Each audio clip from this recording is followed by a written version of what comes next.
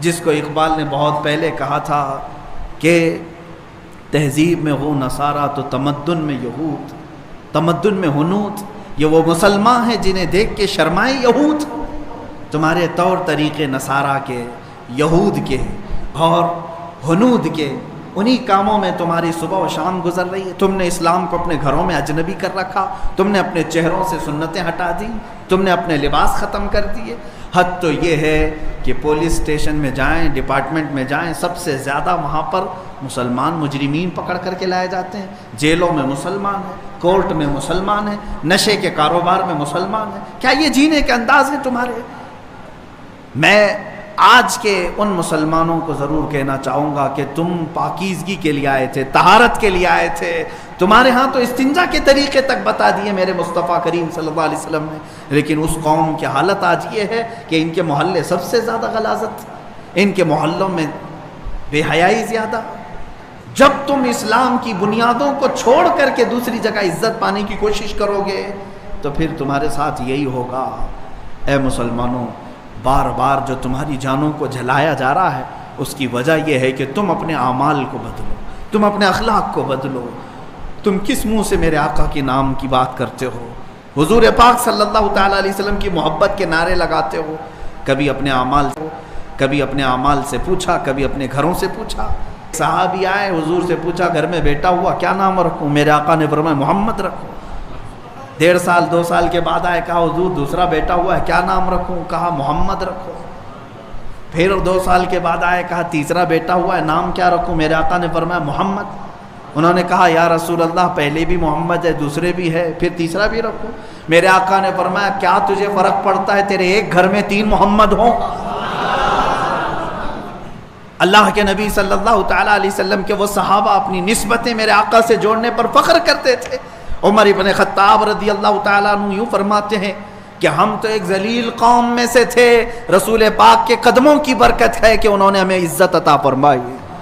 جب تک بکے نہ تھے تو کوئی پوچھتا نہ تھا، یا رسول اللہ تم نے خرید کر ہمیں انمول کر دیا۔ آج تمہاری جو عزتیں ہیں وہ صرف نام رسول کی وجہ سے ہے۔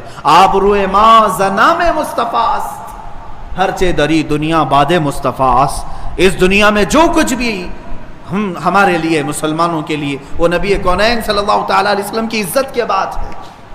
آپ کیا سمجھتے ہیں بدر کیوں ہوئی، احد کیوں ہوئی، خندق کیوں ہوئی، حنین، تبوک، یہ کیوں ہوئی جنگیں؟ اس لیے کہ عظمت رسالت پر جب جب کسی نے انگلی اٹھائی صحابہ بے قرار ہوئے اور اپنے شہروں سے باہر نکل آئے، اور پھر دنیا کو یہ سبق سکھایا۔ سلطان عبدالحمید ثانی اللہ ان کی قبر پر ہزاروں رحمتیں نازل فرما ہے۔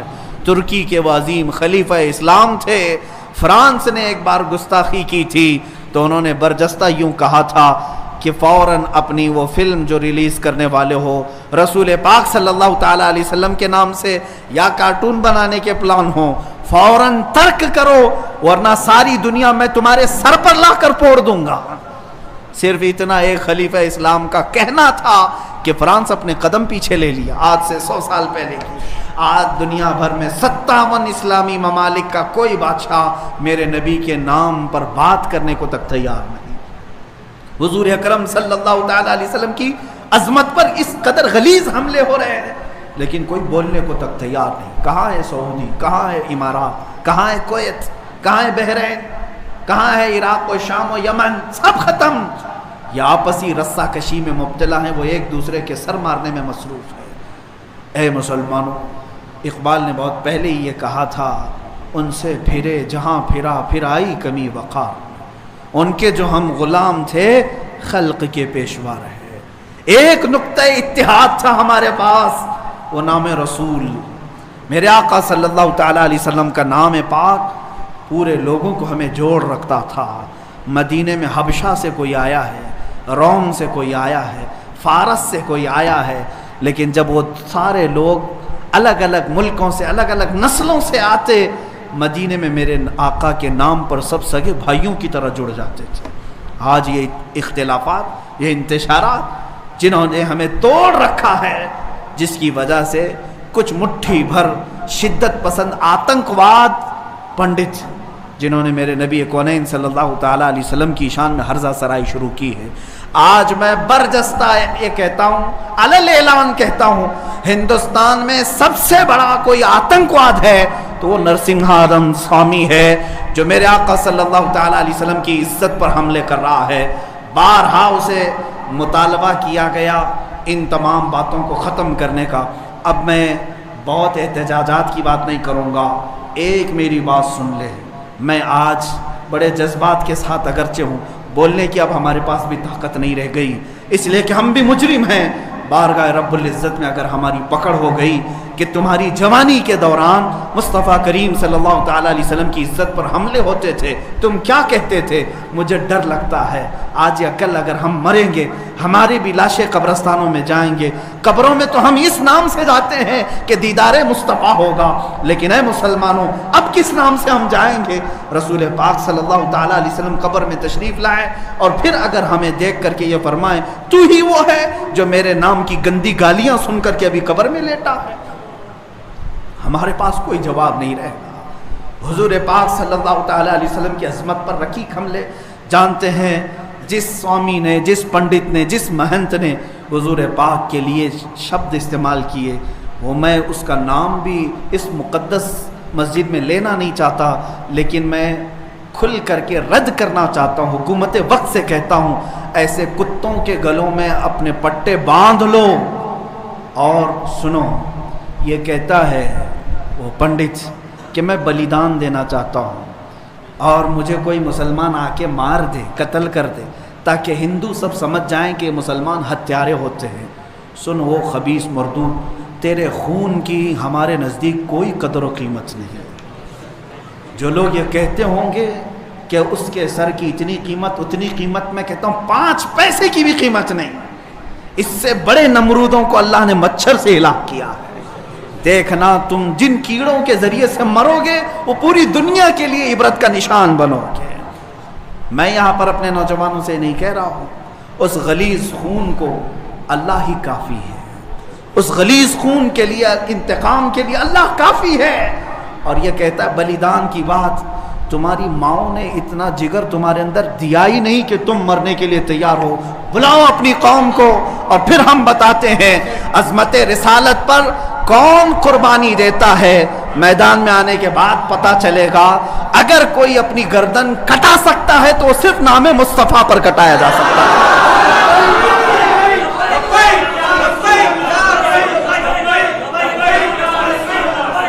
حسن یوسف پہ کٹی مصر میں انگشت زنا، سر کٹاتے ہیں تیرے نام پہ مردان عرب۔ وہ صحابہ کٹاتے تھے اور بتاتے تھے۔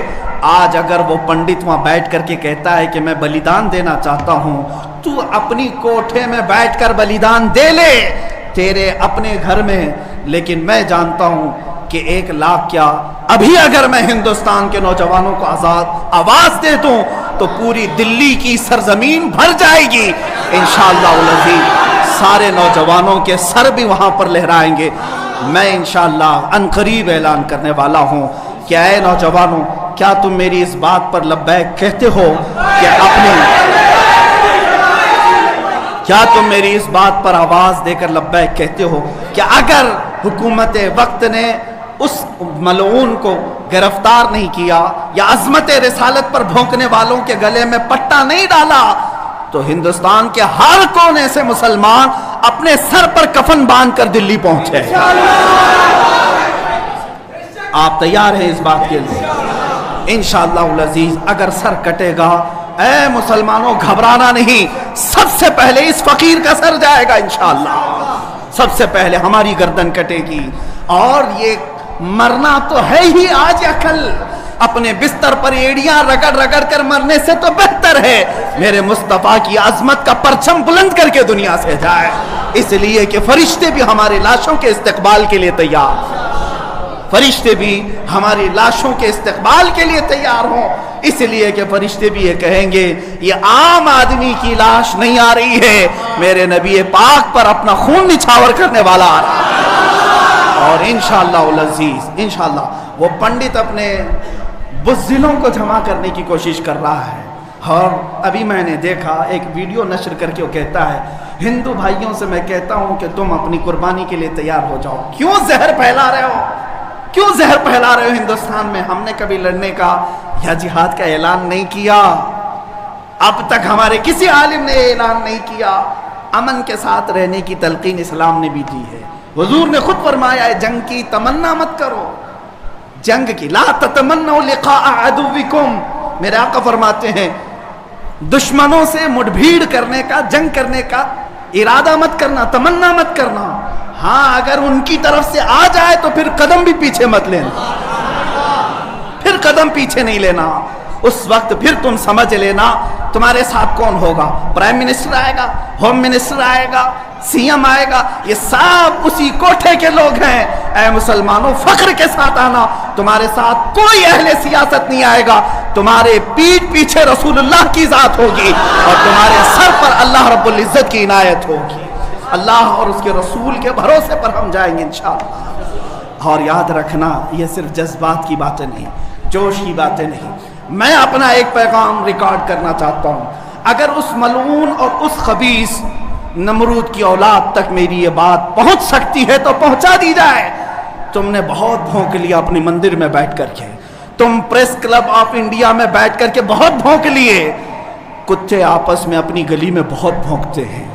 میرے اس میسج کو اس ملعون تک پہنچا دیں، اگر ذرا برابر بھی دم خم ہے تمہارے اندر، تمہاری ماں نے اگر دودھ پلایا ہے تم کو، تو اب میں مناظرے کا چیلنج نہیں دے رہا ہوں، ڈیبیٹ بھی نہیں کروں گا، بات چیت بھی نہیں کروں گا۔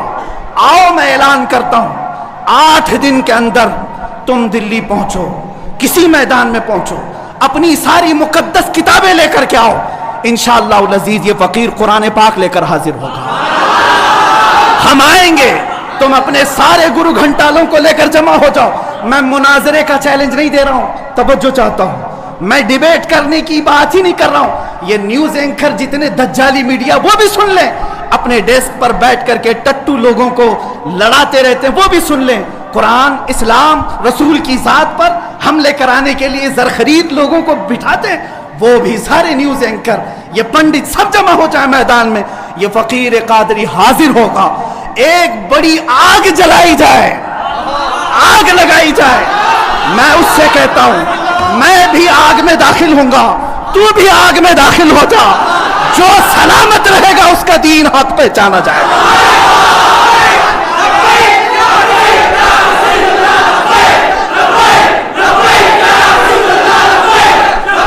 بہت ہو گیا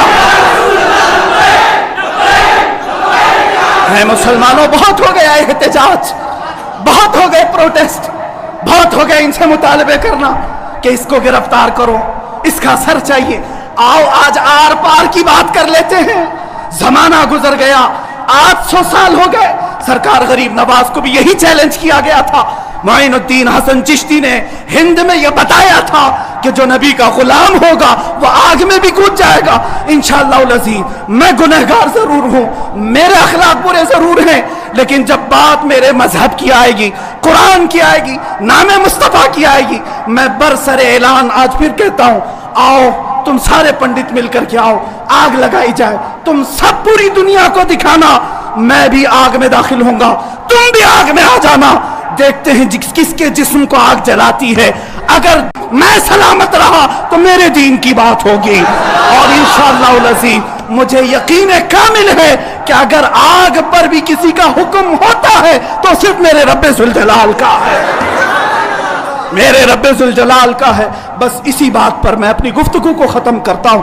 اب احتجاج نہیں، اب پروٹیسٹ نہیں، سیدھے آر پار کی بات، میری یہ بات پہنچا دی جائے۔ اگر جواب آ جائے تو دیکھ لینا مسلمانوں، مجھے یہ یقین ہے کہ اس کا کوئی جواب نہیں آئے گا، اس کا جواب نہیں آئے گا۔ ہجڑوں کے پاس اس طرح کی کوئی بات کا جواب نہیں ہوتا، ان کی ماؤں نے اتنا دودھ ہی نہیں پلایا۔ یہ زرخرید اپنے علاقے میں بیٹھ کر کے بھونک تو سکتے ہیں، لیکن آؤ مباہلے کی میں دعوت دے رہا ہوں، مباہلے کی دعوت۔ قرآن نے بھی میرے مصطفیٰ کو مباہلہ کرنے کا حکم دیا تھا۔ جب عیسائیوں نے بہت باتیں کی تو رب تعالیٰ نے فرمایا اے رسول فَقُلْ تَعَالَوْا نَدْعُ أَبْنَاءَنَا وَأَبْنَاءَكُمْ وَنِسَاءَنَا وَنِسَاءَكُمْ وَأَنفُسَنَا وَأَنفُسَكُمْ ثُمَّ نَبْتَهِلْ فَنَجْعَلْ لَعْنَةَ اللَّهِ عَلَى الْكَاذِبِينَ۔ اے رسول ان کو بلا لیں، آپ اپنے بیٹے بیٹیوں کو لے کر کے آئیں، اپنی عورتوں کو لے کر کے آئیں، اور خود جائیں اور ان سے بھی کہیں کہ تم بھی اپنے بیٹے بیٹیاں لے آؤ، اپنی عورتیں لے آؤ، بیٹھیں گے میدان میں، اللہ سے دعا کریں گے کہ جو جھوٹا ہے اس پر لعنت بھیج۔ اتنا ہی میرے آقا کو حکم آیا تھا۔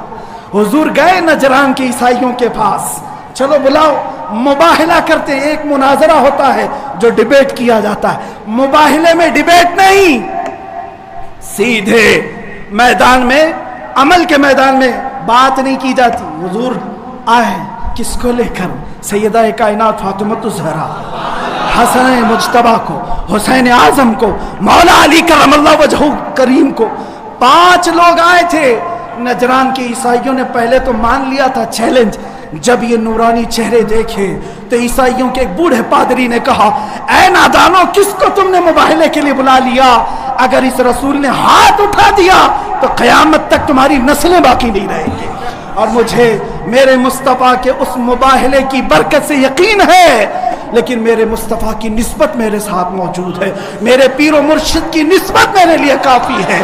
انشاءاللہ العزیز مباہلے کے لیے فقیر حاضر ہوگا، جواب آ جائے، اے سنی مسلمانوں انتظار کرو، اب لڑائی آر پار کی ہو جاتی، دیکھا جائے گا کس کا دین حق ہے، کس کی کتاب حق ہے، کس کا رسول حق ہے، اسی بات پر خاتمہ ہوگا۔ وآخر دعوانا الحمدللہ رب العالمین۔